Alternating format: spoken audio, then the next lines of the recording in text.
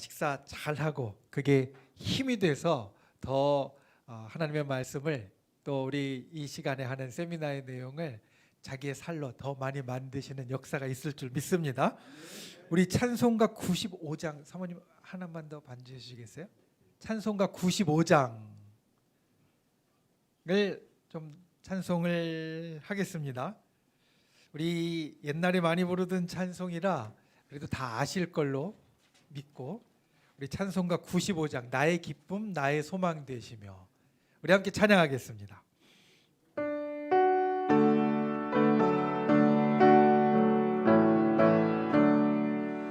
나의 기쁨 나의 소망 되시며 나의 생명이 되신 주 밤낮 불러서 찬송을 드려도 늘 하신 마음 뿐일세 나의 사모하는 선한 목자는 어느 꽃다운 동산에 양의 무리와 늘 함께 하셔서 기쁨을 함께 하실까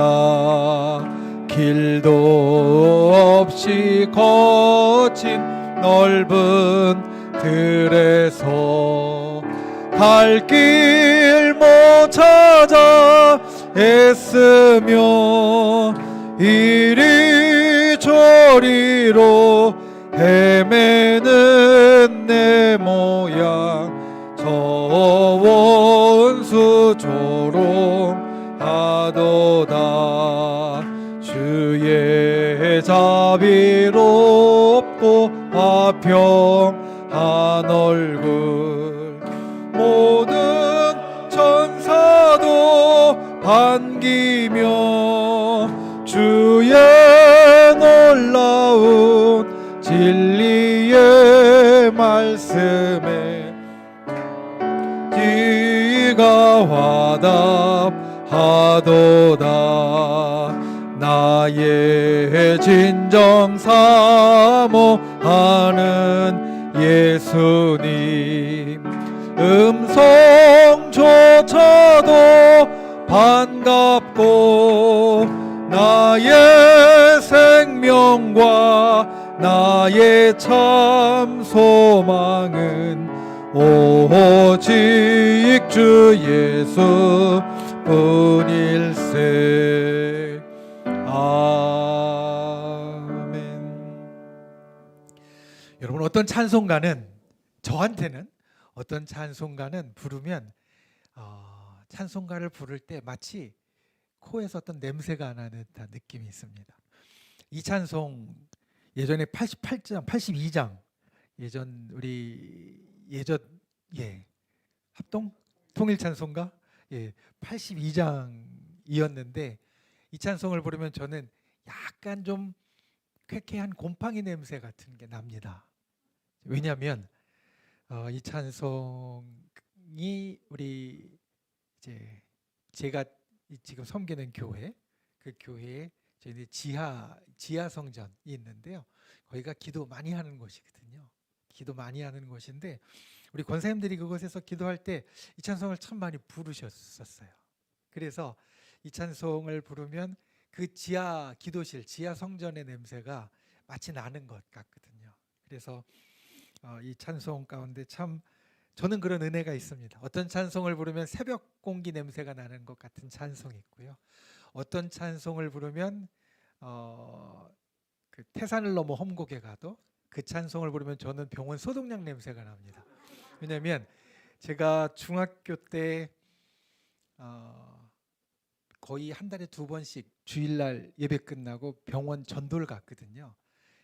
그때는 병원 전도가 좀 자유로울 때였는데 그때 이제 저희 청주에는 의료원이라는 데를 갔습니다. 여기는 사실은 그때 의료원들은 시립의료원, 도립의료원들은 사실 좀 어려운 분들이 가 계신 곳이거든요. 그래서 좀 몸도 많이 안 좋고 그리고 형편도 안 좋으신 분들, 그렇다 보니까 이 병원 전체에 이 소독약 냄새가 사실 꽉 퍼져 있었습니다.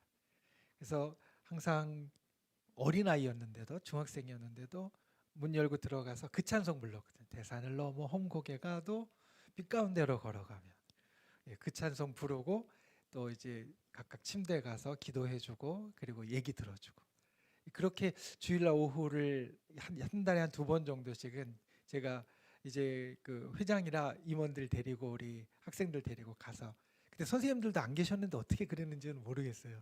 지금하고는 많이 다른데, 그러면서 그 찬송을 불러서 그 찬송을 부르면 소독약 냄새가 나는 것 같습니다.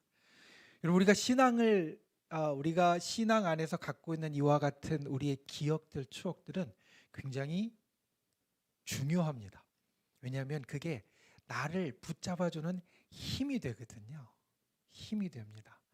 저희 청주 순복음교회는, 제가 이제 지금 섬기는 청주 순복음교회는 우리 좁은 길 교회보다 조금 늦은 1957년에 창립이 되어서 이제 66주년이 되어지는데요. 저희 교회는 목사님이 세운 교회가 아닙니다. 저희 교회는 평신도들이 세운 교회입니다. 그러니까 57년도에 5 집사님들이 모여서 세웠는데요. 왜 그분들이 모이게 되었냐면, 그분들이 본래 장로교에서 신앙생활 하던 분들이었거든요. 뭐 이제 아시겠지만 1950년대는 오늘날 같이 뭐 기장 예장 갈라졌을 때도 아니고 통합적 합동제 갈라졌을 때도 아니고 그냥 장로교라는 이름으로 있을 때인데, 근데 이분들이 성령의 역사를 체험하고 통성으로 기도하고 방언으로 기도하고, 그리고 그 찬송할 때도 지금 우리 자연스럽게 박수 치는 것처럼 이렇게 이게 자연스럽게, 그때는 박수 치는 게 전혀 안 됐었다 그러더라고요, 본래. 이게 자꾸 그러니까 교회에서 내보낸 겁니다. 이 다섯 분 집사님이 예배 드릴 때가 없어진 거예요. 그래서 모여서 이 5가정에 모여서 예배 드리기 시작하면서 우리 이제 목사님을 모셔서 예배 드리기 시작한 게 저희 교회가 됐고, 그래서 저희 교회가 첫 번째 청주 순복음교회로 세워져서, 그래서 이제까지 이렇게 왔는데, 그게 굉장히 제가 이 성도님들한테도, 우리 성도님들한테도 그 얘기를 사실은 자주 합니다. 왜냐하면 우리 교회가 이와 같은 하나님의 쓰임을 받았던 교회고 지금도 그 하나님의 역사가 이어지는 교회다. 그러니까 그걸 우리가 항상 마음에 자긍심을 갖고, 그리고 또한 그걸 우리가 이어가려고 항상 생각해야 된다. 좁은 길 교회는 이제 70년의 역사 가운데에서 하나님께서 정말 이 지역에서 놀랍게 쓰신 줄 압니다. 우리 교단의 중요한 목사님들이 이곳에서 목회를 하면서 또 하나님의 일들을 이루어 가셨고, 지금도 우리 교단에서 참 정말 존경받고 사랑받는 우리 담임 목사님 김성민 목사님이 잘 이렇게 이끌고 가고 있습니다. 그리고 정말 이 70년이라는 세월을 하나님이 붙잡아 주신 거는요, 놀라운 겁니다. 이게 여기 계신 분들은 잘 모릅니다. 여기 계신 분들이나 뒤에 오신 분들은 그걸 잘 사실은 깨닫지 못할 수도 있어요. 안에 있으니까.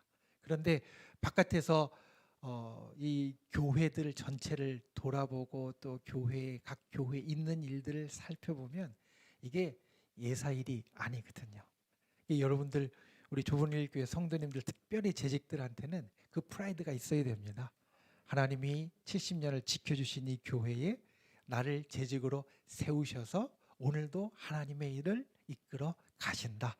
오늘도 이 귀한 목사님을 통하여서 또 우리 교회가 그 일을 계속 꿈꾸고 이루어가고 또 앞으로 나아갈 수 있도록 만들어 주신다. 그와 같은 프라이드가 있어야 됩니다. 우리 원로 목사님도 참 귀한 일을 감당하셨고 또 우리 그 일들을 모두 다 해오신 우리 성도님들은 정말 하나님께서 이 자리에 귀하게 세워주신 정말 놀라운 분들입니다. 그 마음을 항상 갖고 나아가실 수 있기를 주님의 이름으로 부탁을 드립니다. 자, 아까 예레미야서 1장 말씀 우리가 봤던 부분, 마지막 부분 잠깐 보고 오후에 들어갈 것으로 가겠습니다. 혹시 안 펴고 계시면 예레미야서 1장 말씀 성경책을 다시 좀 펴주시면 좋겠습니다. 자, 오전에 이런 말씀을 드렸습니다. 우리가 재직으로 세워진 것은 하나님이 부르신 것이고, 하나님이 나를 아시고, 나의 잘하는 것 못하는 것 다 아시고, 하나님이 나를 하나님의 일꾼으로 구분하여서 세워주셨다. 하나님, 저 아직 못해요. 예레미야가 이렇게 이야기할 때도 하나님은 예레미야에게 내가 할 수 있게 해줄 거야, 이렇게 말씀해 주셨다. 이게 하나님께서 쓰시는 재직의 가장 기본적인 모습이다라고 이야기를 했습니다. 그런데 예레미야가 아직 마음이 안 풀린 것 같아요. 하나님께서 내가 너에게 능력을 줄 거야 라고 하시면서 이어서 주시는 말씀, 예레미야서 1장 8절부터 9절 10절까지 이어지는 말씀이 있습니다. 자, 8절에 보면 이렇게 이야기합니다. 너는 그들 때문에 두려워하지 말라. 내가 너와 함께하여 너를 구원하리라. 하나님께서 하나님의 일꾼들에게 주시는 아주 중요한 것이 약속입니다. 하나님께서 하나님의 일꾼들에게 주시는 것이 약속입니다. 어떤 약속을 주셨느냐? 너는 두려워하지 말라. 내가 너와 함께 할 것이고 너를 구원해 줄 것이다. 하나님, 저 아직 못해요 라고 이야기했을 때, 아니야, 내가 힘 줄게, 너는 할 수 있어 라는 데서 멈추는 것이 아니라 내가 이와 같은 약속을 줄게. 하나님의 재직으로 세움 받았을 때 우리가 기억해야 될 것이 그것입니다. 우리는 하나님의 약속을 가진 사람입니다. 하나님의 약속. 근데 이 약속이요, 좀 깊게 들여다보면 우리가 실제로 일하면서 맞닥뜨리는 것이 이 속에 그대로 있습니다. 자, 그들 때문에 두려워하지 말라. 다른 말로 하면 어떤 겁니까? 두려워할 일이 생긴다라는 거예요. 그리고 내가 너를 구원하리라. 그 말씀은 다른 일로 하면 너를 구원할 상황이 너한테 닥친다라는 거예요. 우리가 알듯이 하나님의 일을 한다고 해서 우리에게 모든 환난과 고난이 비껴가지 않습니다. 우리가 하나님의 일을 한다고 해서 우리가 그 일을 하면서 어려움 겪는 것, 잘 안 풀리는 일 겪는 것, 그게 우리를 피해가지 않습니다. 하나님의 일을 할 때에도 우리는 똑같이 어려움을 겪고요, 때로는 환난도 겪고, 때로는 큰 괴로움 가운데서 고민하기도 합니다. 그런데 다른 것은, 하나님의 일꾼에게 다른 것은, 하나님의 일꾼이 아닌 사람은 그 환난과 고난과 어려움과 안 풀리는 것들이 온전히 그냥 내가 힘들어하고 내가 감당해야 되는 것이 되지만, 하나님의 일꾼한테는 이 약속이 있다는 겁니다. 두려워하지 말라. 내가 너를 구원하리라. 그러니까 우리 하나님의 사람들, 하나님의 일꾼들은 항상 이것을 붙잡을 수 있어야 됩니다. 내가 하나님의 일을 하다 보면, 교회 사역하다 보면 때로는 힘든 일이 있겠지만, 내가 하나님의 일을 감당하다 보면 내가 힘에 부치는 일도 있겠지만, 때로는 이거 괜히 했나 보다. 사실 아까 여선교회 회장님이 맛있는 간식을 주셔서 참 감사한데, 우리 여선교회 회장님, 우리 권사님 일하시다 보면 차라리 회장하지 말걸, 이런 생각 들 때가 분명히 있습니다. 왜냐하면 회장 안 하면 저 권사님한테 싫은 소리 들을 일 없는데, 저 집사님한테 괜히 힘들어할 일 없는데, 이런 생각 들 때 사실 있거든요. 사람 일하다 보면 항상 마음이 100% 다 맞는 게 아닙니다. 그러니까 그런 생각이 들 때가 있는데, 그게 자연스럽다라는 거고요, 당연하다라는 거고, 그런데 하나님의 일을 하는 사람들에게는 하나님께서 그 가운데 항상 구원해 주시고 길을 주시고, 또 하나님의 능력으로 붙잡아 주신다. 뭐가 조금 이상한데요? 소리가 안 나는데요?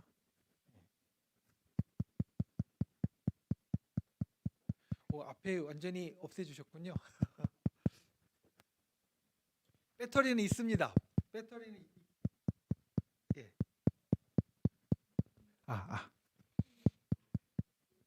아마 그 리시버가 나간 거예요. 예, 알겠습니다. 밑에 마이크 있습니다. 이걸로 해주시죠. 마이크 안 해도 들리시죠? 예. 근데 마이크를 안 하면 제가 오후 내내 못할 겁니다. 볼륨을 높여야 되기 때문에. 하나 둘.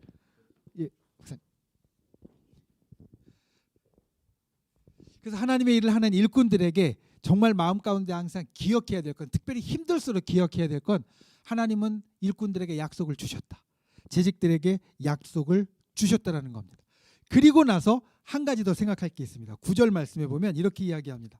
여호와께서 그의 손을 내밀어 내 입에 대시며 내게 이르시되 보라 내가 내 말을 내 입에 두었도다.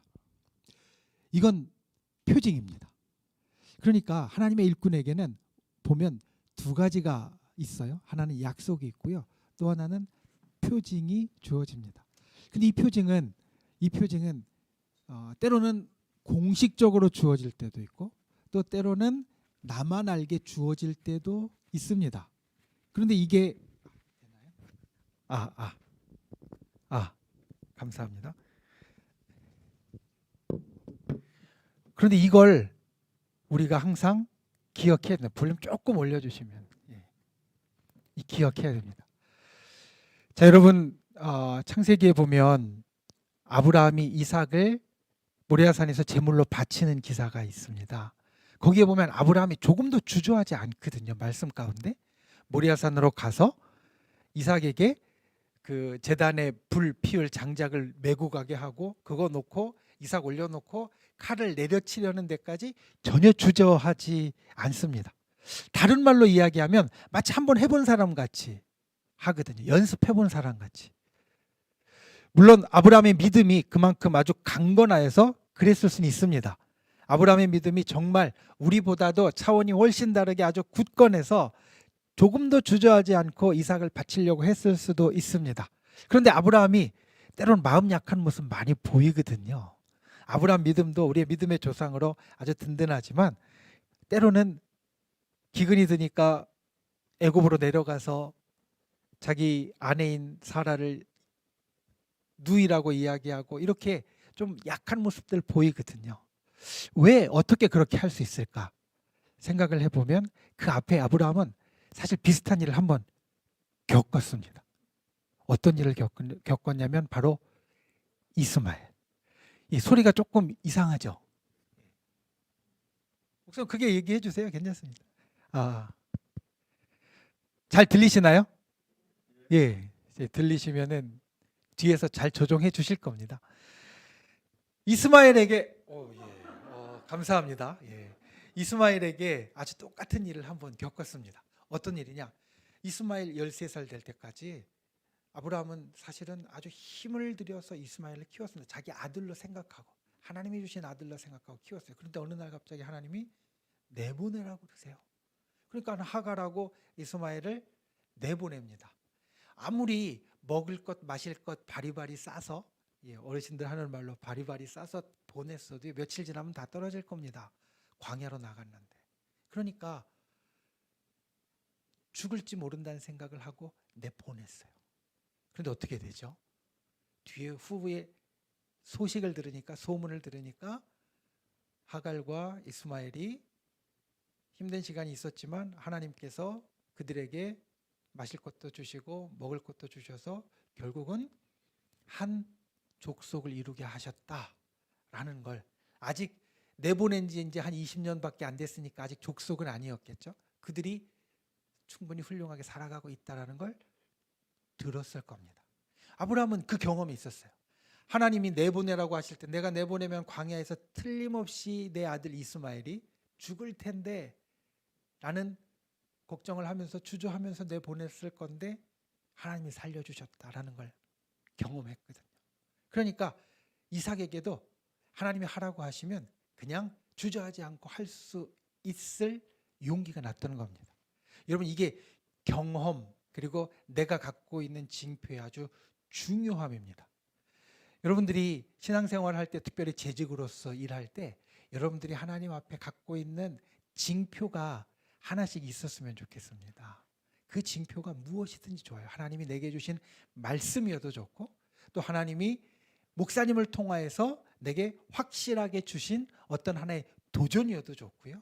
또는 기도하면서 찬송하면서 내가 느낀 것이어도 좋고 때로는 성령이 강권적으로 나를 이끌고 가신 어떤 일이어도 좋고 나만 알 수 있는 겁니다. 그런데 그게 내 기억에서 지워지지 않는 것. 우리 여기 계신 우리 권사님 집사님들은 다 알고 계시잖아요. 어떤 걸 알고 계시냐면 맨날 꿈을 꾸다가 어느 꿈 하나는 안 잊혀요. 그죠? 어떤 꿈이죠? 아기 가실 때 꾸는 꿈, 태몽. 분명히 똑같은 꿈들을 계속 꿨는데 그 꿈은 너무나 선명하게 안 익혀요. 다른 사람이 들으면 그냥 날마다 꾸는 일종의 흔한 꿈, 개꿈 중에 하나라고 생각할 수도 있는데 나한테는 안 잊혀지거든요. 끝까지 남습니다. 여러분 몇십 년이 지나도 내가 너 가질 때 이런 꿈 꿨어. 이 어머니들은 이야기하시잖아요. 마치 그처럼 하나님 앞에 내가 일꾼으로 세워질 때 나에게 주신 징표는 다른 사람들이 볼 때는 에이 그거 뭐 별거 아니네 라고 이야기할 수 있는 것일 수 있지만 나한테는 아닌 겁니다. 하나님이 내게 그걸로 주신 거니까. 오늘 예레미야에게 그걸 주십니다. 예레미야의 입에 하나님이 손을 대시는 거예요. 이게 징표예요. 내가 너를 내 말을 전하는 자로 세운다. 네 입에 내가 내 말을 둘 것이다. 그리고 네가 그 말만 하면 된다. 이런 징표로 하나님이 주십니다. 그런데 이게 마지막 10절을 보면 우리가 예레미야의 일생을 사실 요약하고 있는데요. 예레미야의 일생을 아주 요약하고 있는데 여기도 우리에게 주시는 사실 교훈이 있습니다. 보라 내가 오늘 너를 여러 나라와 여러 왕국 위에 세워 내가 그것들을 뽑고 파멸하고 파괴하고 파멸하고 넘어뜨리며 건설하고 심게 하였느니라. 자, 우리 동사가 중요하다고 아까 말씀드렸죠. 그렇죠? 히브리서는 동사가 참 중요하다. 명사보다 동사가 더 중요한데 여기에 보면 동사가 6개가 나옵니다. 특별히 마지막에 네가 앞으로 이런 일을 할 거야 라고 하나님이 해주신 말씀 가운데 뽑고 파괴하고 파멸하고 넘어뜨리고 건설하고 심게 하셨다. 여기서 여러분 좋은 말 몇 개 있습니까? 좋은 말. 그냥 우리가 생각할 때 좋은 말 2개 있습니다. 그렇죠? 마지막에 건설하고 심는 거.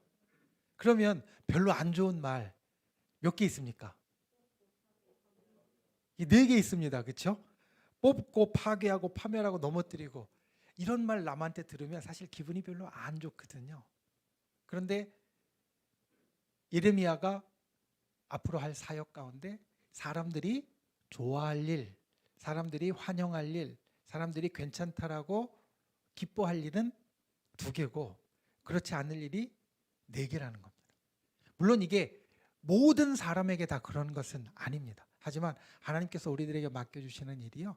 내가 하나님의 일을 하면 보통 우리 간증 그렇게 하잖아요. 내가 하나님의 일 열심히 했더니 하나님이 축복해 주셨고 그래서 일도 잘 풀리고 그리고 모든 게 다 형통하고 그리고 아주 좋아졌어. 우리 보통 이렇게 간증하잖아요. 물론 그 간증이 우리의 일생 전체를 놓고 보면 틀림없이 맞습니다.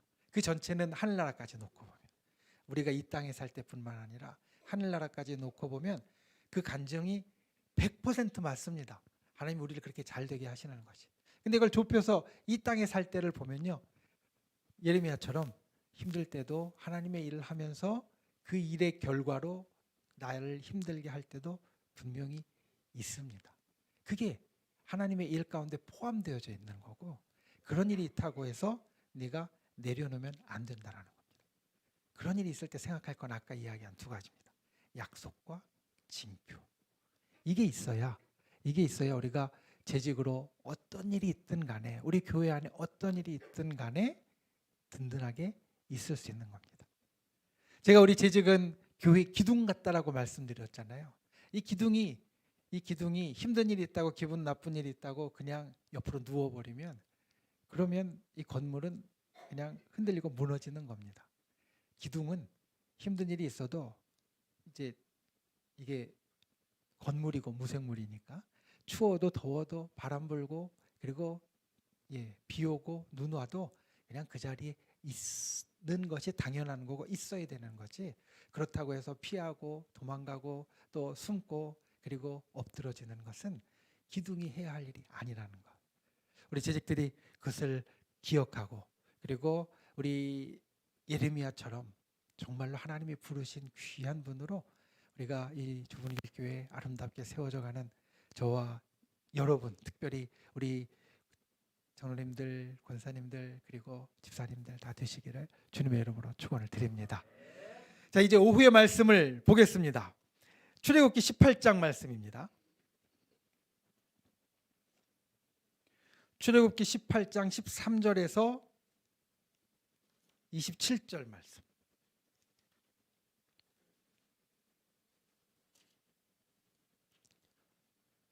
출애굽기 18장 13절에서 27절. 여기도 좀 긴 말씀이거든요.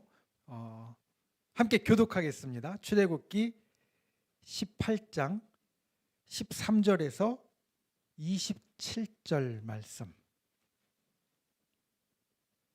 제가 먼저 13절 읽겠습니다. 이튿날 모세가 백성을 재판하느라고 앉아 있고 백성은 아침부터 저녁까지 모세 곁에 서 있는지라.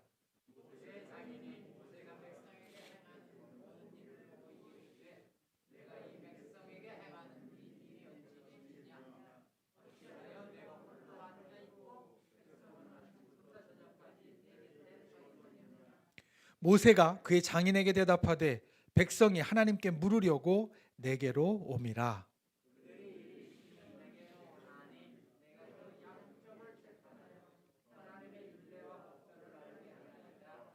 모세의 장인이 그에게 이르되 내가 하는 것이 옳지 못하도다.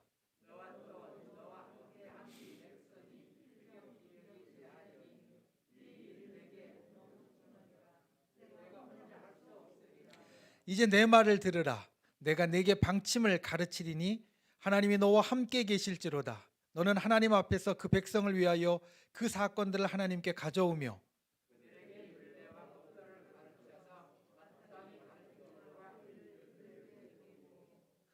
너는 또 온 백성 가운데서 능력 있는 사람들 곧 하나님을 두려워하며 진실하며 불의한 이익을 미워하는 자를 살펴서 백성 위에 세워 천부장과 백부장과 50부장과 10부장을 삼아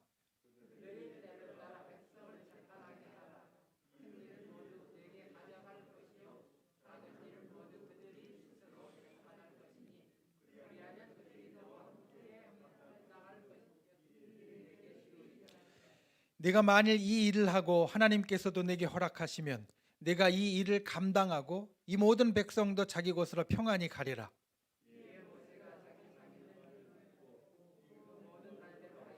모세가 이스라엘 무리 중에서 능력 있는 사람들을 택하여 그들을 백성의 우두머리 곧 천부장과 백부장과 50부장과 10부장을 삼음해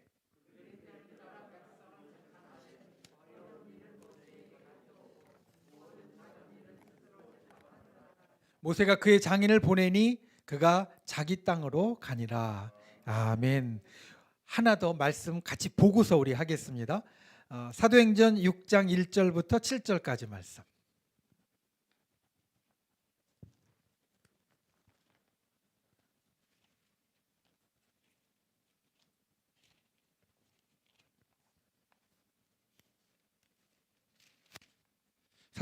사도행전 6장 1절부터 7절까지 말씀을 똑같이 교독하겠습니다.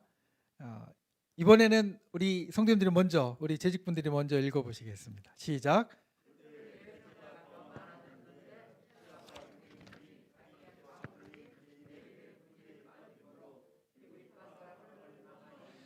열두 사도가 모든 제자를 불러 이르되 우리가 하나님의 말씀을 제쳐놓고 접대를 일삼는 것이 마땅치 아니하니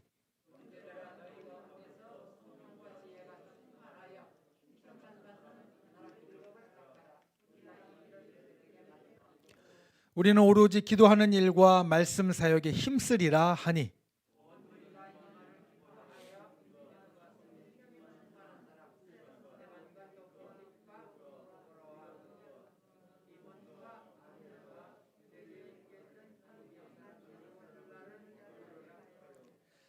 사도들 앞에 세우니 사도들이 기도하고 그들에게 안수하니라.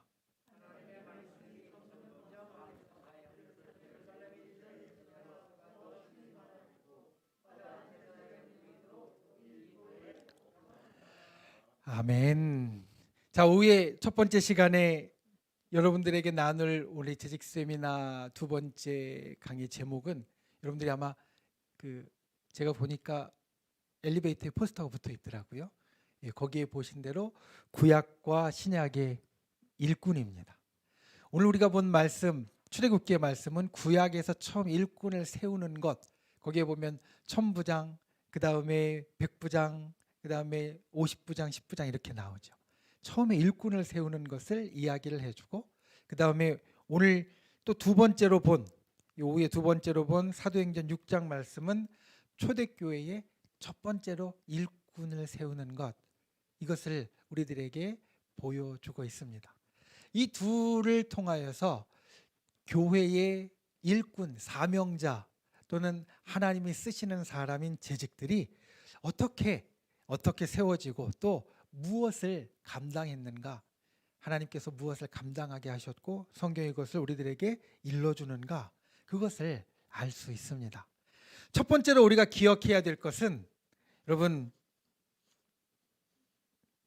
문제 없는 곳은 없다라는 겁니다.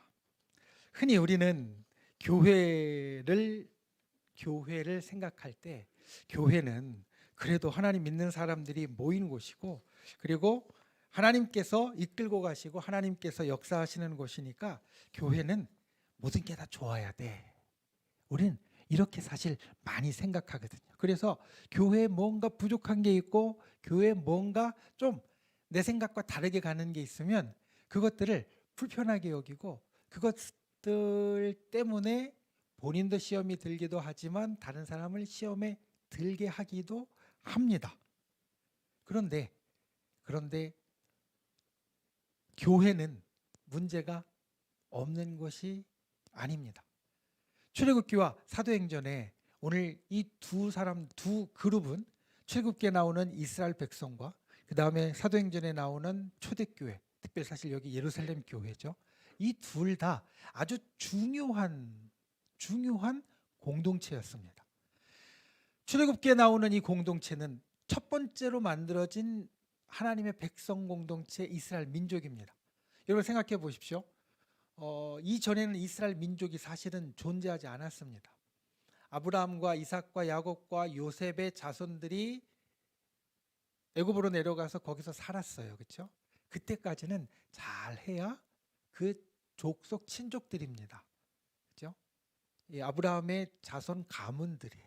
그런데 이스라엘 백성이라는 말이 출애굽기에 이제 처음 등장합니다. 이스라엘 민족이라는 말이 어떻게 되냐면 애굽에서 나온 사람들, 그러니까 본래 애굽에 들어갔던 그런 야곱의 자손들과 그리고 그들과 함께 애굽에서 나온, 출애굽기 표현 그대로 하면 중다한 잡족들이 이제 하나님의 백성이 됩니다. 중다한 잡족들이라는 것은 본래 야곱의 핏줄이 아닌 사람들 가운데에도 많은 사람들이, 아주 많은 그런 어떤 그 기원을 알 수 없는 사람들이 하나님의 백성으로 같이 이루어졌다라는 걸 뜻하거든요. 그리고 이들에게 하나님이 아주 중요한 것을 주셨어요. 출애굽기에 보면 출애굽기에 아주 중요한 두 가지 단어가 있습니다. 사실 처음부터 거룩한 백성이고 제사장 나라다. 사실은 이게 이스라엘 백성에게 하나님께서 제일 처음 주셨던, 이스라엘 민족에게 주셨던 사명이고 그들의 정체성이었습니다. 거룩한 백성은 아까 이야기한 것과 같습니다. 거룩한 백성은 달래 거룩한 것이 아니라 하나님이 따로 떼어놓으신 거예요. 도덕적으로 뛰어나고 실력이 뛰어나고 이런 게 아니라 너희는 내가 떼어놓은 사람들이다. 이게 거룩한 백성이요. 이에요. 그리고 두 번째 제사장 나라는 무슨 뜻이냐면, 제사장은 하나님과 백성을 중재하는 사람입니다. 백성이 지은 죄가 있으면 제사를 대신 드려서 하나님 앞에 용서를 구하고, 때로 하나님의 말씀 들을 게 있으면 제물을 드리면서 하나님의 말씀을 듣고 전달해주는 중재하는 사람이거든요. 그러니까 이스라엘 민족 전체가 하나님과 세상에 있는 다른 사람들, 다른 민족들, 다른 국가들을 중재하는 사람으로서 세우셨다라는 거예요. 아주 중요한 사명을 주신 공동체, 그리고 이제 막 이루어진 공동체입니다. 얼마나 신났을까요? 여러분, 교회나 아니면 어떤 기관이든지 처음 세워질 때는요, 그 처음 세워질 때 아주 사람들이 일종의 헌신되고, 그리고 그것 때문에 마음이 설레고 꼭 해야 되겠다라는 마음이 있어서 처음에는 활력이 넘칩니다. 어려운 일이 있으면 꺾일지 몰라도 처음엔 되게 활력이 넘칩니다. 지금 이스라엘 민족이 사실 그런 상태입니다. 광야에 왔는데, 광야에 와서 이제 우리가 하나님의 거룩한 백성이여 제사장 나라가 되었어 라고 하면서 흥분하고 하나의 공동체를 막 이룬 상황이에요. 그런데 문제가 생긴 겁니다. 초대교회는 어떻습니까? 우리가 흔히 예루살렘 교회, 초대교회라고 하면 항상 이상적인 교회를 생각합니다. 교회들이 문제가 생겼을 때 우리 기도 제목이 뭐예요? 하나님, 우리 교회를 초대교회처럼 회복시켜 주옵소서. 우리 그렇게 많이 기도하죠. 그렇죠? 특별히 중직들은 그런 기도 많이 합니다. 왜냐하면 초대교회는 그렇게 우리가 언제든지 꿈꿀 수 있는 이상적인 교회라고 생각하니까 그런 기도를 하는 겁니다. 그런데 이 사도행전 6장은 바로 그때 초대교회의 처음 상황을 이야기를 해주는데 문제가 생겼어요. 오늘날 교회도 마찬가지입니다. 여러분, 교회가 문제가 없는 데가 아닙니다. 교회가 문제가 전혀 없어야 되는 것이 아닙니다. 교회는 하나님의 사람이 모인 곳이고 하나님께서 사명을 주신 곳이고 하나님께서 이끌어 가시는 곳이지만 교회에도 문제가 있습니다. 이걸 먼저 우리는 인정해야 됩니다. 왜냐하면 성경이 그렇게 우리들에게 보여주니까. 성경이 우리에게 그렇게 보여주니까 세상에 어느 교회도 100점짜리 교회는 없습니다. 하나님 보시기에. 하나님 보시기에 100점짜리 교회는 딱 하나 있습니다. 바로 천국에 모인 사람들. 천국에 모인 사람들은 100점짜리 교회예요. 우리 나중에 거기 다 갈 겁니다. 우리는 다 나중에 100점짜리 교회의 성도가 될 겁니다. 그런데 지금은 아직 아니라는 겁니다. 이 세상에 있는 동안에 어느 교회든지 문제는 있고요. 어느 교회든지 부족한 게 있고요. 어느 교회든지 연약한 것도 있습니다. 그래서 일꾼이 필요한 겁니다. 자, 오늘 이스라엘 공동체에 문제가 생겼고 초대교회에 문제가 생겼습니다. 그런데 그 문제를 해결하는 방법으로 나온 것이 이스라엘 공동체에는 그와 같이 1000부장, 100부장, 50부장, 10부장을 세우고 그 다음에 초대교회는 7집사를 세운 겁니다. 여러분, 우리 재직들이 교회에 있는 거는요, 우리 교회가 문제가 없는 교회라서 있는 게 아니라 우리 교회가 문제가 있기 때문에 하나님이 그 문제를 해결하라고 나를 세워주신 겁니다. 그 문제를 조금 우리 좁은 길 교회는 그런 분들이 없지만 어떤 교회의 재직들은 그 문제가 있으면 자꾸 흐집어내고 그것들을 자꾸 파헤쳐서 더 크게 만드는데 그게 아니라 그거를 해결하고 그것들을 좋게 바꾸어 가라고 하나님께서 세우셨다라는 겁니다. 기본적으로 우리 재직들은 그걸 알아야 됩니다. 세상에 있는 어느 교회든지 문제는 있고 그 문제 때문에 하나님께서 나를 세우셨다. 그런데 세우시는 사람들의 자격이 어떠한가? 이것은 곧 우리가 세움 받았을 때 이러해야 된다라는 것을 일러주는데요. 오늘 앞에서 보았던 출애굽기 18장 특별히 21절 말씀을 여러분 한번 읽어 보시죠. 21절 말씀 우리 같이 읽어보겠습니다. 출애굽기 18장 21절 말씀 시작.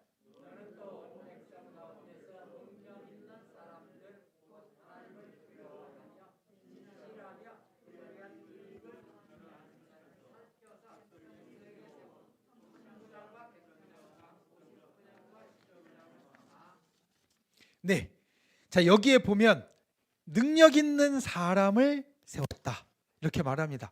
능력 있는 사람을 세웠다.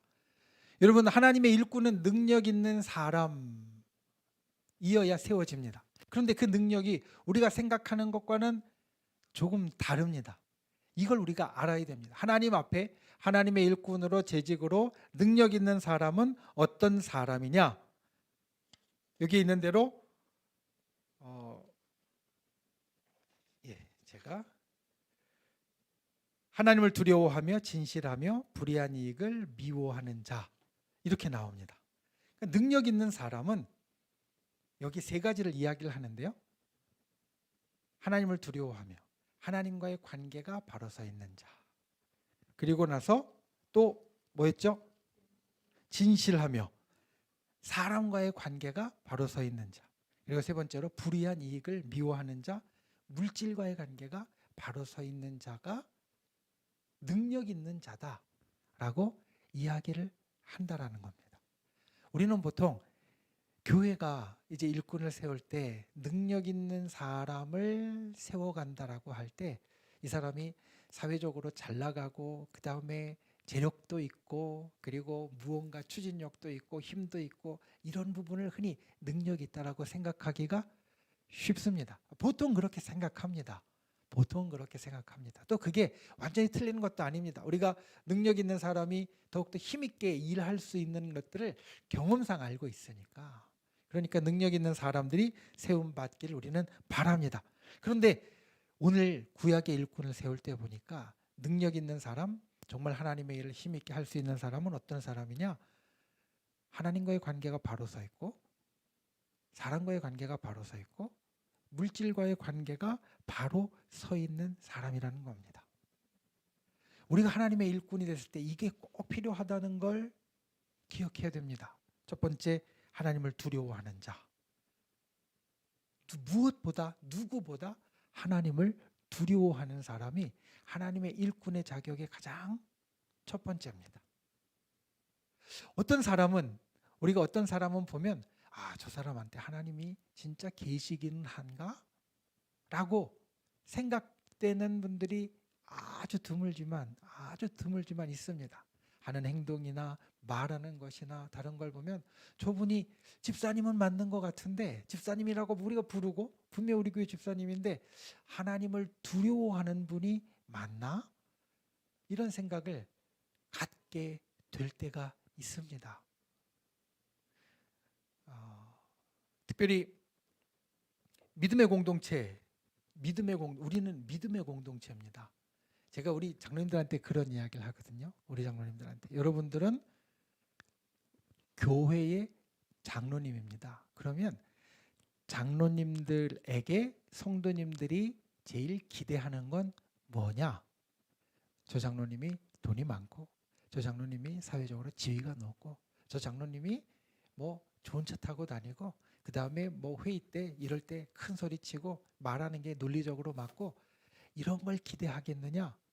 아니면 저 장로님이 정말 믿음이 좋아서 저분 믿으면 내가 본받았으면 해 라는 걸 기대하겠느냐? 우리가 이걸 까먹을 때가 많다라는 겁니다.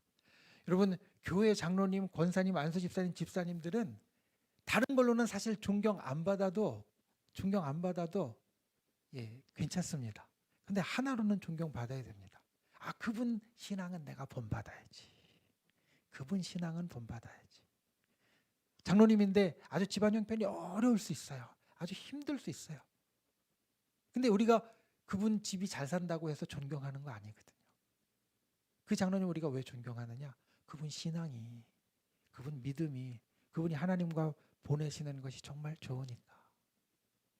그러니까 우리가 존경하는 것이 된다. 우리 장로님들한테 이걸 끝까지 기억하시라고. 다른 걸로는 몰라도 믿음으로 신앙으로 존경받는 분이 되셔야지 맞는 거라고. 그렇게 이야기를 합니다. 아무리 큰 일들 맡아서 하고 아무리 세상에서 명망이 높아도 적어도 장로, 교회 장로님이라고 하면 다른 것 다 두 번째고 첫 번째로 믿음으로 존경받는 분이 되어야 한다. 사실 이게 하나님의 일꾼의 가장 첫 번째 조건입니다. 우리는요, 식당 봉사하고 그 다음에 차량 봉사하고 운전 봉사하고 어떤 봉사를 하기 이전에 하나님의 일꾼이거든요. 하나님의 일꾼이거든요. 그러니까 하나님을 두려워하고 하나님과의 관계가 바로 서 있어야 되고, 그래서 예배하고 기도하는 게 사실 재직들에게는 중요한 겁니다. 목사님들이 재직들에게 될 수 있는 대로 예배 빠지지 마십시오. 예배 꼭 드리십시오. 라고 이야기하는 게 뭐 예배 인원수 늘리려고 또 와서 다른 부담을 주려고 하는 게 아니라 그게 가장 하나님과의 관계의 기본이니까 그걸 자꾸 신앙적으로 권면을 하는 겁니다. 특별히 재직들은 꼭 빠지지 말고 예배드리고 재직들은 꼭 빠지지 말고 그리고 기도하시라고. 제가 가끔은 처음에 어떤 장로님 좀 혼내킨 적이 있습니다. 뭐냐면 어떤 이야기를 제가 이제 교회 돌아가는 게 항상 일들이 계속 진행이 되잖아요. 그러니까 매번 회의를 소집해서 이야기를 할 수는 없습니다. 그래서 예배 때 광고를 해요.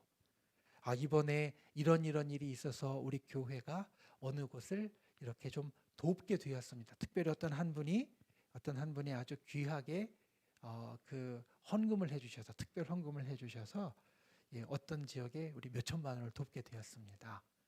이게 꼭 뭐 회의할 것도 아니고 이렇게 광고를 했어요. 그런데 그 예배에 안 오셨던 분 한 분이 회의 때 왜 그거 회의도 안 하고 이렇게 합니까? 교회에 알리지도 않고 목사님 그렇게 하십니까? 라고 이야기를 하는 거예요. 그래서 어떻든 알려야 되는 거라면 제가 지금 알리는데 한 가지는 아쉽습니다. 재직이라면 항상 모든 예배에 참석해서 예배에서 광고되는 부분 다 잘 듣고 있어야 되고, 그리고 그런 부분을 만약에 그때 이야기할 게 있으면 예배 끝나고 이야기할 수도 있는데, 본인이 예배에 참석하지 않아서 알고 있지 못했던 것을 마치 교회가 알리지도 않고 뒤에서 한 것이냐 이야기하는 것은 맞지 않습니다. 제가 그렇게 이야기를 하고 약간 좀 어떤 면에서는 좀 꾸짖듯이 이야기를 했거든요. 재직들은 당연히 예배와 그리고 교회 모든 일들에 적극적으로 와야 됩니다. 그게 내가 하나님과의 관계를 나타내는 가장 첫 번째 척도고, 내가 하나님과의 관계를 더욱더 돈독히 해가는 그러한 가장 좋은 길이기 때문에 우리 좁은 길 교회 재직들은 다 그런 분이신 줄 믿습니다. 오늘 제가 목사님께 몇 분이나 오실까요? 사실 제가 여쭤봤거든요. 어제 통화할 때 그랬더니 뭐 날씨도 춥고 또 뭐 평일이라 아마 이 정도 오시지 않을까요? 좀 많이 안 오실 수도 있습니다. 근데 얘기하신 그 숫자보다 훨씬 더 많이 왔어요. 그래서 우리 좁은 길 교회 재직들은 다 훌륭하시구나, 좋구나. 그걸 다시 한번 깨닫게 되었는데, 우리 좁은 길 교회 재직들은 하나님과의 관계가 항상 단단한 분이신 줄 믿습니다. 또 그게 우리 재직들의 첫 번째 능력, 재직들이 가질 능력의 첫 번째 요소, 조건이라는 걸 기억하고 항상 힘쓰는 분들이 되시기를 주님의 이름으로 축원을 드립니다. 그리고 두 번째, 진실한 사람과의 관계가 좋아야 됩니다. 그러니까 여기서 진실하다는 것은 신실하다, 자기의 일을 소신껏 감당한다 라는 것인데, 이것은 자기를 속이지 않고 항상 한결같이 사람들에게 똑같이 한다라는 뜻을 담고 있습니다. 여러분, 성격이 안 맞는 사람이 가끔 있어요. 그죠? 일하다 보면 저 권사님하고는 진짜 성격이 안 맞아서 일하기 힘들어 라고 생각될 때가 있습니다. 사람마다 성격이 다 다르고, 아까 말씀드린 대로 하나님이 우리 가진 다양한 것들 그대로 재직으로 부르셨기 때문에 우리가 좀 일하기 힘든 그런 같은 임원이나 일꾼들이 있을 수도 있습니다. 그런데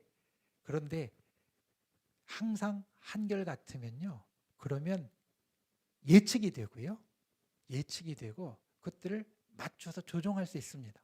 그런데 이게 한결같지 않고 변덕이 심하면, 그러면 내가 아무리 맞추려고 해도 이 종 잡을 수가 없습니다. 그러니까 신실하고 진실한 사람은 때로는 성격이 아주 좋은 사람, 나쁜 사람이 아니더라고 할지라도 사람들과의 관계를 그래도 꾸준하게 해 나갈 수 있습니다. 근데 어떨 때는 좋은 것 같다가 어떨 때는 정말 종잡을 수 없이 내려갔다 하면 사람들이 그 사람과 가까이 하기가 진짜 힘들어하고요. 그리고 좋은 이야기 나오기가 어려워집니다. 그래서 재직들은, 특별히 하나님의 일꾼들은 신실하고 한결같아야 됩니다.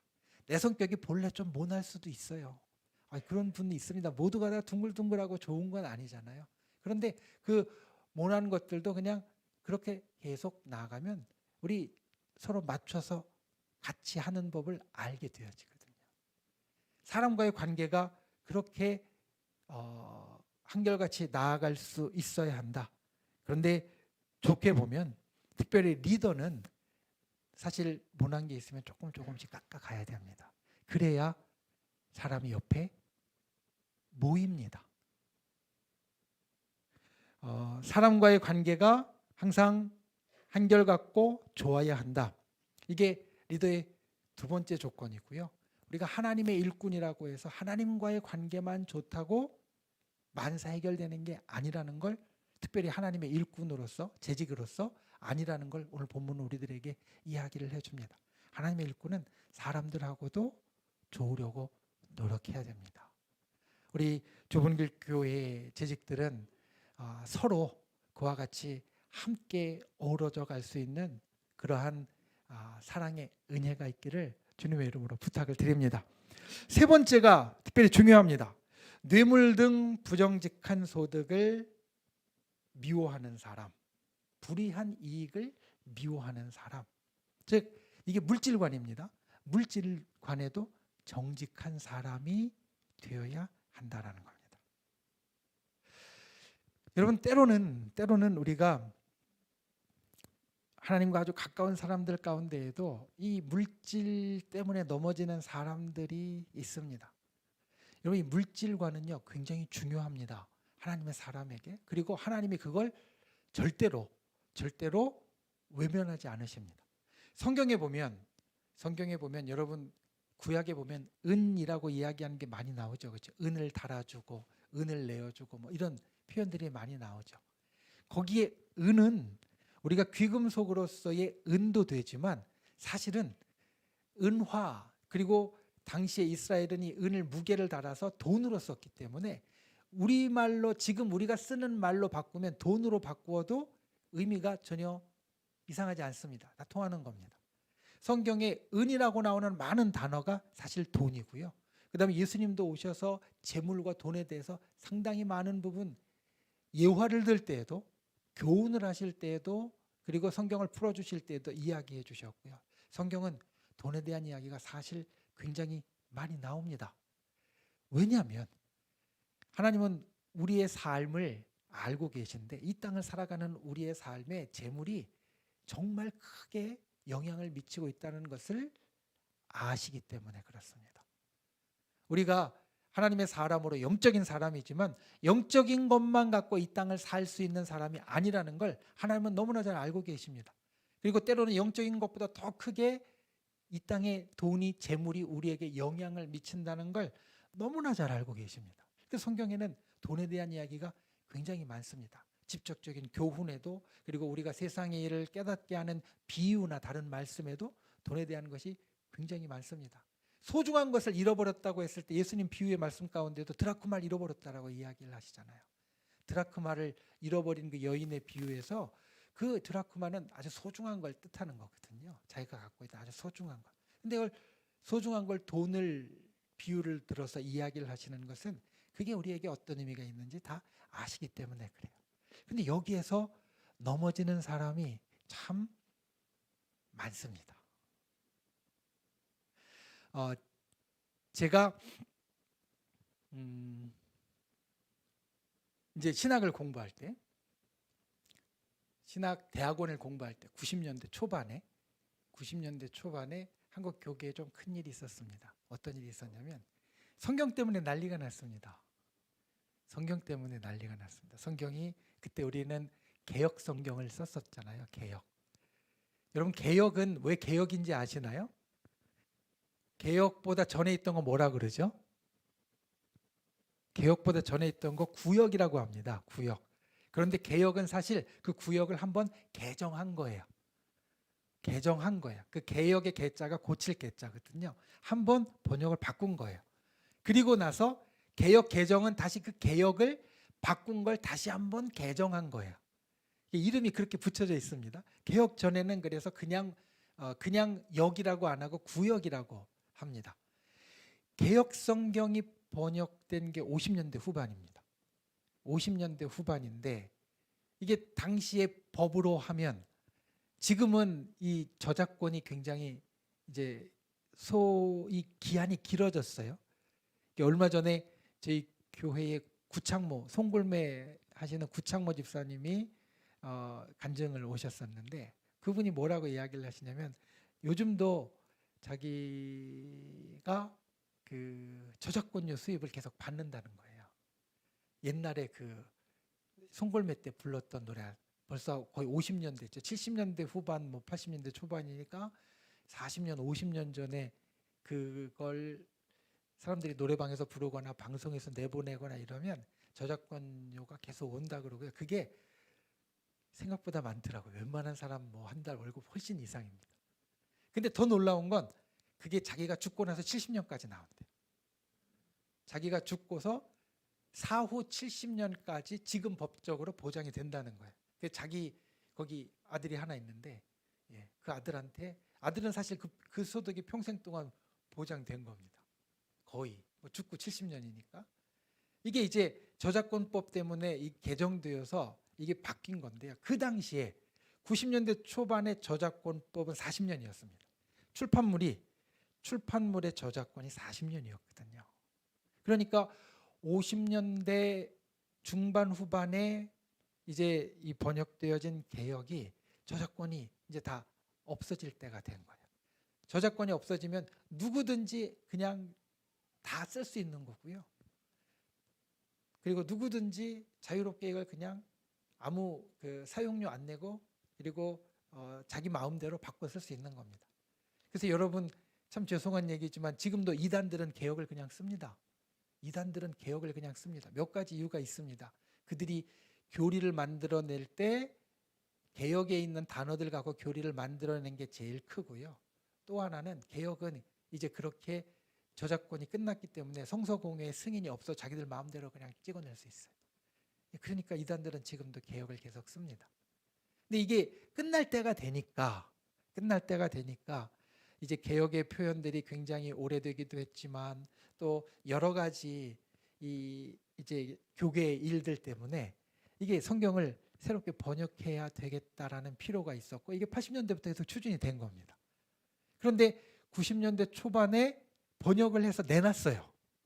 그때 처음 나왔던 게 새번역입니다. 새번역. 지금도 새번역이라는 게 있는데 지금 새번역하고는 달라요. 사실은. 그러니까 자 여러분 아까 성경을 구분할 때 이야기했잖아요. 구역이 있고 개역이 있고 지금 건 개역 개정이에요. 그 말은 무슨 뜻이냐면 개역을 기반으로 조금 바꾼 거예요. 근데 새번역은 완전히 바꿨거든요. 말 그대로 새번역을 했거든요. 그런데 이게 성도님들한테 굉장히 좀 불편한 거예요.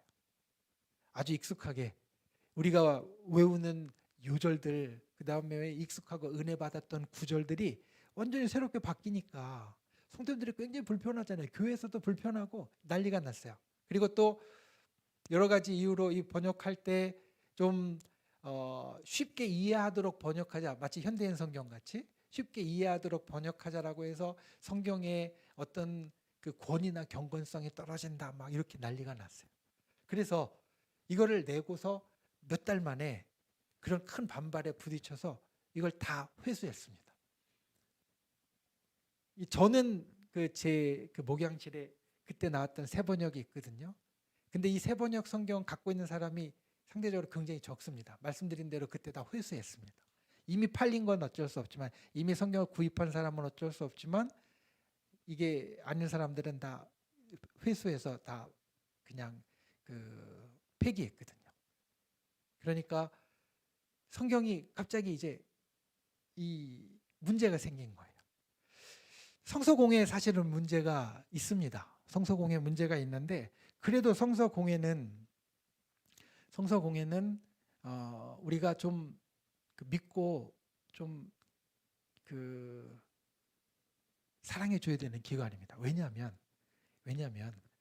성서공회는 어떻게 설립된 기관이냐면 우리나라에 있는 정통 기독교 교단들이 이사로 들어와 있고요. 그리고 그 정통 기독교 교단들이 같이 운영을 하는 그러한 기관입니다. 그리고 여기는 비영리 기관이에요. 비영리 기관이라 성경을 우리가 구입해서 성경에서 수익금이 생기는 건 전량 다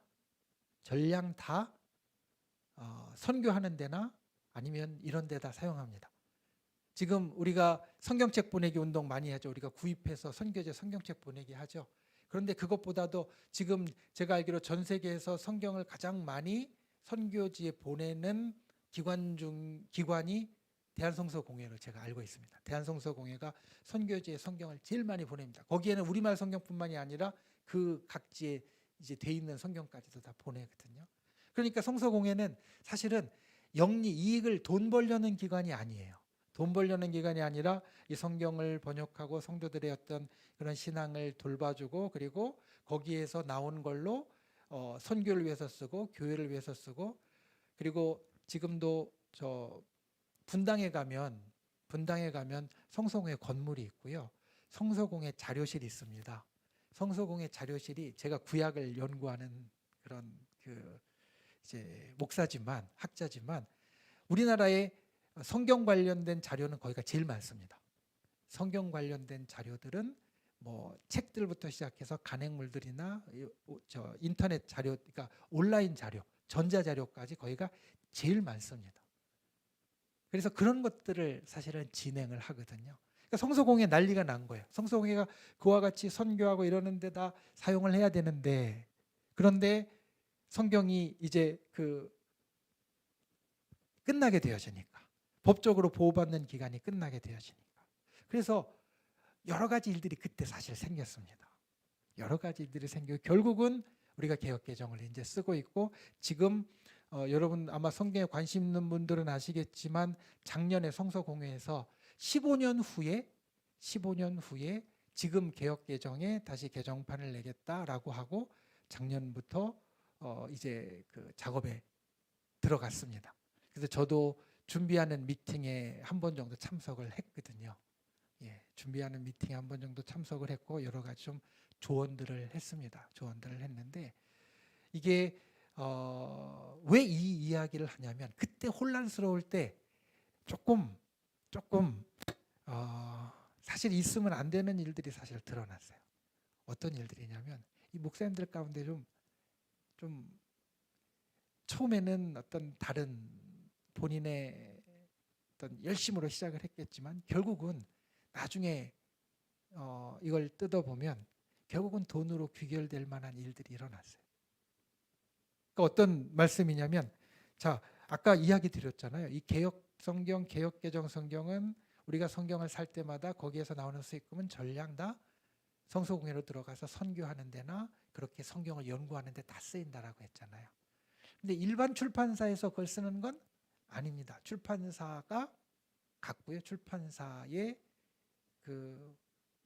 출판사를 운영하는 사람이 자기 수익으로 잡히는 겁니다. 어떻든 간에. 거기는 영리법인이니까. 그러니까 이 성경책은 사실은 세상적인 시각으로 보면 돈이 잘 되는 사업이거든요. 지금도 제일 많이 팔리는 책이 성경입니다. 여기 요즘 대한민국에서 책 내서요, 일반적으로 누가 저자가 책을 낸다고 했을 때 한 5천 권만 팔리면 베스트셀러가 되고요, 10,000권이 팔리면 진짜 베스트셀러라고 다 인정합니다. 근데 성경은 1년에 팔리는 숫자가요, 그거 훨씬 더 뛰어넘습니다. 그건 상대가 안 됩니다. 그러니까 사실은 조금만 이제 밝은 사람이면 이게 얼마나 이익을 취할 수 있는 사업인지 금방 드러나거든요. 목사님들이 거기에 뛰어들었어요. 목사님들이 뛰어들어서 막 여기저기서 우죽순 막 성경책을 내기 시작했어요. 자기가 번역해서 내기도 하고, 그 다음에 뭐 다른 데 번역한 거 갖고 오기도 하고, 이 개역 성경 조금 있으면 풀리는 거 같고 조금 주석 단다고 달아갖고 막 만들기도 하고. 그래서 사실은 꽤 혼란스러운 상황들이 그때 한 5년 10년 갔었습니다. 예. 저도 그때 성경을 번역하는 프로젝트 하나 같이 사실은 진행을 했었고요. 그래서 그때 있던 상황을 보고 참 마음이 많이 아팠고, 또 한편으로는 제가 이제 그때 신학교를 졸업하고 그 다음에 전사가 돼서 사역을 하면서 사실 좀 많이 부끄러웠습니다. 이게 목사님들이 하나님의 일을 한다고 하면서 이렇게 자기의 이익을 취하려고 이렇게 이용해 먹는구나. 하나님을 이용하고 성도들을 이용하고. 그런 부분들이 정말 부끄러웠습니다. 목사님들도 예외가 아닙니다. 바로 어디에서? 물질과의 관계에서. 물질과의 관계는 우리를 굉장히 올가매는 아주 굉장히 중요한 기준이 되어지거든요. 그래서 하나님의 일꾼은 항상 이것을 마음 가운데 바로 세워야 되고, 그리고 항상 이 부분에 대해서 내가 잘못 가지 않으려고 노력해야 됩니다. 가나안에 들어갔을 때 이스라엘 백성들이 바알에게 끌렸던 것도 결국은 이 물질 때문입니다. 왜냐하면 바알은 비를 주장하는 신, 바람을 주장하는 신이거든요.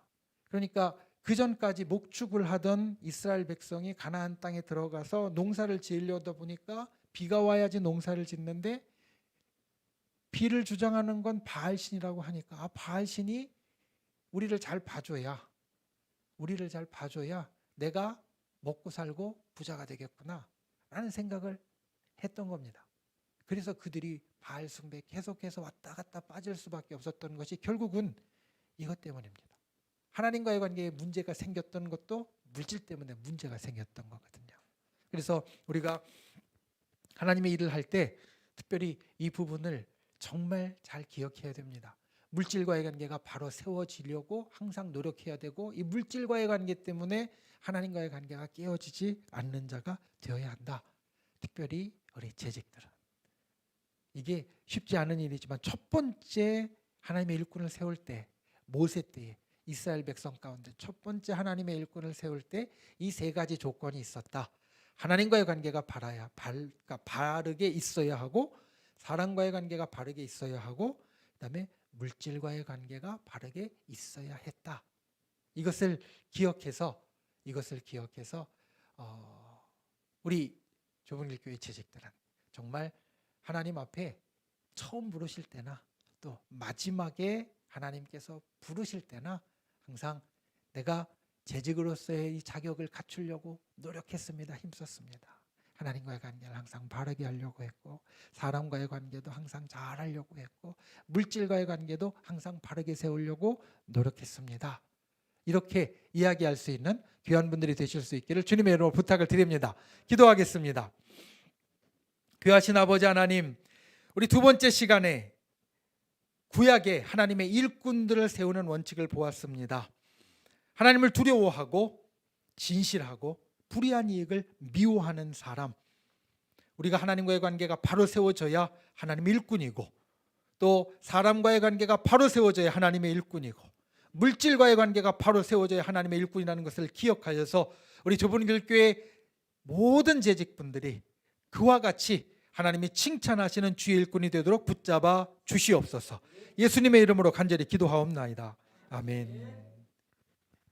우리 박수 한번 합시다. 두 번째 시간도 은혜롭게 잘 마치시고 감사합니다. 실제로 그 성경 번역 사업에 많이 일을 하셨던 그 구약 전문가시거든요.